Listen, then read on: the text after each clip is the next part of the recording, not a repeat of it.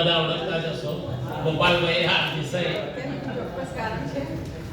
ના ના ના એનું કારણ એ જ હતું કે તોફાનીમાં તોફાની વિશ્વ મારું નામ હતું. મેં મારા વ્યવસાય તરીકે બેંક ઓફ બરોડાની મેં સ્કેલ 1 ઓફિસર તરીકે રિટાયર થયો છું. મારે એક સન છે, અત્યારે એ ફાર્મ ડી ફ્લોરિડામાં છે, અને આ મારા ધર્મપત્ની છે, એના ઘરેથી છે. એમનું નામ છે નૈનાબેન ગોપાલદાસ દેસાઈ છે. એ પણ પોતે બેંકમાં સીએ છે.